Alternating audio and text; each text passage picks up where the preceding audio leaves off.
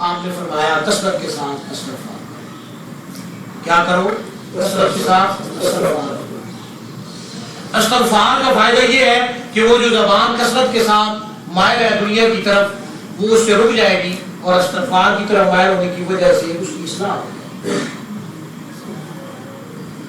8واں فائدہ اس کا کیا ہے کہ آپ صلی اللہ علیہ وآلہ وسلم نے فرمایا کہ روزانہ مخلوق کے ساتھ ملنے کی وجہ سے میرے اور اللہ رب العزت کے درمیان ایک حجاب غائب ہو جاتا ہے, ایک پردہ آ جاتا ہے, اور پھر میں اس کو ظاہر کرنے کے لیے 70 مرتبہ روزانہ استغفار کرتا ہوں, اور ایک روایت میں 100 مرتبہ استغفار کرتا ہوں, پھر وہ حجاب ختم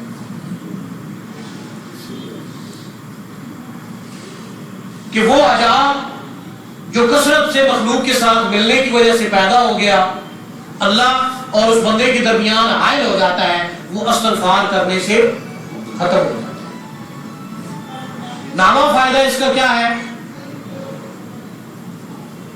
کہ جو بندہ یہ چاہے کہ اس کا نامہ اعمال اس کو خوش کرے, حدیث پاک میں آتا ہے آپ صلی اللہ علیہ وسلم نے فرمایا تو وہ کثرت کے ساتھ استغفار کرے, یعنی بروز قیامت اپنے نامہ اعمال کو دیکھے اور خوش ہو. جو بندہ یہ چاہتا ہے تو وہ کثرت کے ساتھ استغفار کرے. اور 10واں فائدہ اس کا کیا ہے وما کان اللہ معذبهم وهم یستغفرون, اور اللہ اس کو عذاب نہیں دے گا جب وہ استغفار کر رہے ہوں گے. یہ امن ہے اللہ کی طرف سے, یہ اللہ کی طرف سے امن ہے.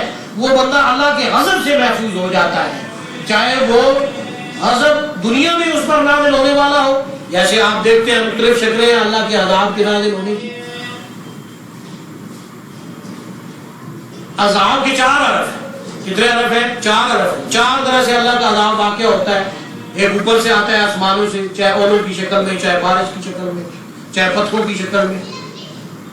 ایک نیچے سے آتا ہے, پانی اگل دیتا ہے, یہ زمین پھٹ جاتی ہے, خسف ہو جاتا ہے, زلزلہ آ جاتا ہے. ایک اطراف سے ہے کہ ہوا چلتی ہے اور بڑے بڑے طوفان آتے ہیں, بندوں کو اور گاڑیوں کو اٹھا اٹھا کر پھینک دیتے ہیں. اور چوتھا یہ کہ اللہ رب العزت جماعتوں کو آپس میں لگا دیتا ہے. لوگوں کو کیا کرتا ہے؟ قرآن پاک میں یہ چاروں چیزیں بیان عذاب کے 4 حرف ہیں کہ لوگوں کو آپس میں لگا دیتا ہے, وہ آپس میں لڑتے رہتے ہیں. یہ بھی اللہ کا عذاب ہے. تو اللہ کے غضب سے وہ بندہ محفوظ ہو جاتا ہے جو استغفار کر رہا ہوتا ہے, چاہے وہ اطراف سے عذاب آئے, چاہے اوپر سے آئے, چاہے نیچے سے آئے, یا جماعتیں آپس میں لڑ رہی ہوں گی, وہ وہاں پر بھی امن سے ہوگا, محفوظ ہوگا, اللہ کے غضب سے محفوظ ہوگا. سبحان اللہ.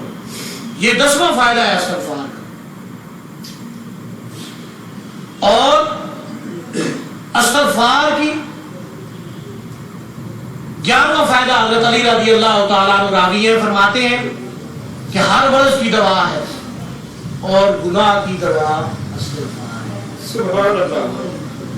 حضرت علی رضی اللہ تعالیٰ عنہ راوی ہے کہ رحمت العالم صلی اللہ علیہ وسلم نے فرمایا ہر مرض کی دوا ہے, لکل داء دوا, ہر مرض کی دوا ہے.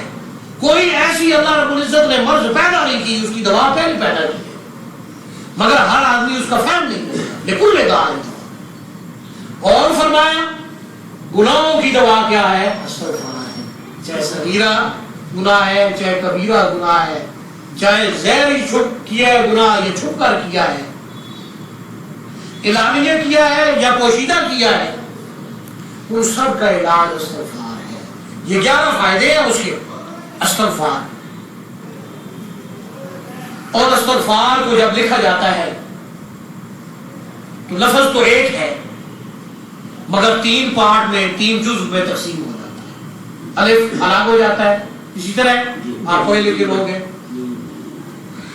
را جس کو تجوید میں را کہا جاتا ہے, بغیر تجوید کے رے کہا جاتا ہے, وہ الگ ہو جاتا ہے. اور باقی جو حروف ہے وہ اکٹھے ہوتے ہیں. اسی طرح 3 حصوں میں یہ لفظ تقسیم ہو جاتا ہے.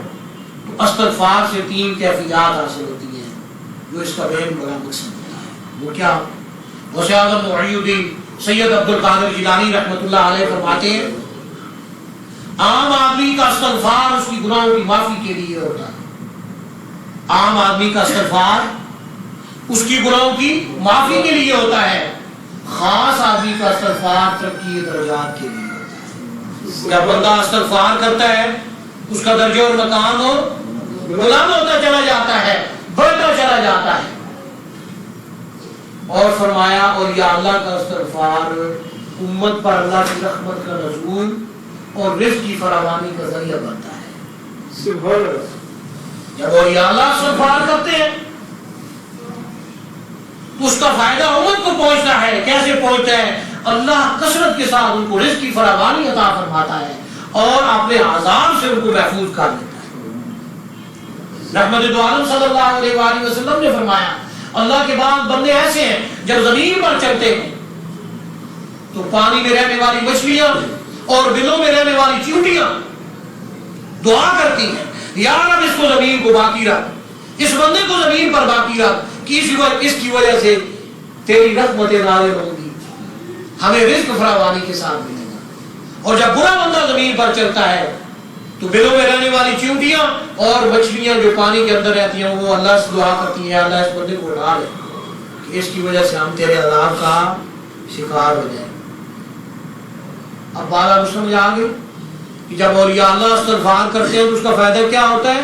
تمام مخلوقات ہر عالم کو، وہاں بن محمد رحمۃ اللہ علیہ فرماتے ہیں 18,000 عالم، ہر عالم کو، ہر مخلوق کو رزق فراوانی کے ساتھ دیا جاتا ہے اور اللہ کی رحمتوں اور برکتوں کا نزول ہوتا ہے جب اولیاء اللہ استغفار۔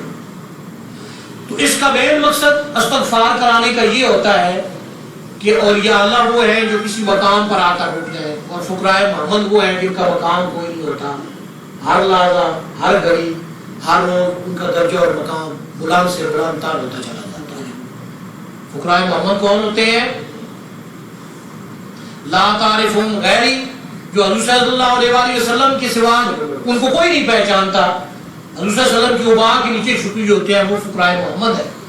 وہ کسی مقام پر ٹھہرتے نہیں ہیں، ان کا درجہ اور مقام مسلسل کیا ہوتا ہے؟ بڑھتا چلا جاتا ہے۔ تو استغفار اس لیے ضروری ہے کہ تاکہ اس بندے کا درجہ اور مقام ہو بڑھتا چلا جائے۔ ایک فائدہ اس کا یہ ہے، 3 حصوں میں تقسیم ہو گیا نا لفظ، سب سے بڑا فائدہ اس کا یہ ہے کہ اس کا مقام اور مرتبہ نہ رہے۔ دوسرا استغفار کا مین مقصد کیا ہے کہ اللہ کے غضب سے دنیا میں، عالم برزخ میں، عالم آخرت میں اللہ کے غضب سے محفوظ۔ اللہ کا غضب نہ دنیا میں اس پر نازل ہو، نہ قبر میں اس کو عذاب ہو، نہ آخرت میں وہ جہنم میں جائے اور سیدھا جنت میں اللہ رب العزت کے فضل و کرم سے داخل ہو جائے۔ وہ اللہ کے غضب سے معذور ہو جاتا ہے، محفوظ ہو جاتا ہے، وہ استغفار کرتا ہے۔ اور میں نے بتایا حدیث پاک سے اور قرآن پاک سے وَمَا كَانَ اللَّهُ مُعَذِّبُهُمْ وَهُمْ يَسْتَغْفِرُونَ، اور حضور صلی اللہ علیہ وسلم نے فرمایا یہ عمل ہے استغفار۔ سبحان۔ اور تیسرا فائدہ اس کا کیا ہے؟ روحانیت میں جو حجاب ایک مقام سے دوسرے مقام میں جانے کے لیے حجابات حائل ہو جاتے ہیں، چاہے وہ مخلوقات کے ساتھ ملنے کی وجہ سے ہو، چاہے وہ دنیا کی طرف زیادہ رجوع ہونے کی وجہ سے ہو، جیسے اس عورت یا صحابی نے فرمایا کہ میری زبان بہت چلتی ہے تو آپ صلی اللہ علیہ وسلم نے فرمایا استغفار کرو۔ کوئی بھی عضو جو دنیا کی طرف تو زیادہ جاتا ہے مگر خالق و مالک کی فرما برداری کی طرف نہیں جاتا، جسم کو کوئی بھی آگا جو دنیا کی طرف تو جاتا ہے مگر امام الانبیاء صلی اللہ علیہ وسلم کی پیروی کی طرف نہیں پلٹتا، کوئی بھی عضو جو دنیا کی طرف تو جاتا ہے، مال و دولت کی طرف جاتا ہے مگر اسلام کی طرف نہیں لوٹتا، استغفار کرنے سے وہ خود بخود اسلام کی طرف لوٹ آتا ہے، اللہ کی طرف لوٹ آتا ہے، امام الانبیاء صلی اللہ علیہ وسلم کی طرف لوٹ آتا ہے، مقام خود کی طرف آتا ہے۔ چاہے وہ اس کا غلط اس کا استعمال ہو رہا ہو، چاہے زیادہ لوگوں کی طرف ملنے کی وجہ سے جو حجاب پیدا ہو، جیسا کہ آپ صلی اللہ علیہ وسلم نے فرمایا۔ اور تیسرا اس کا اہم جو بات میں بتانا چاہ رہا تھا، چاہے وہ یہ کہ ایک درجے سے جب دوسرے درجے میں بندہ جاتا ہے تو پہلا درجہ اس کے لیے استغفار ضروری ہے کہ وہ جب اس کو دیکھتا ہے تو اس کے کیفیات سے دوسرے مرتبے میں جاتا ہے اعلیٰ درجے میں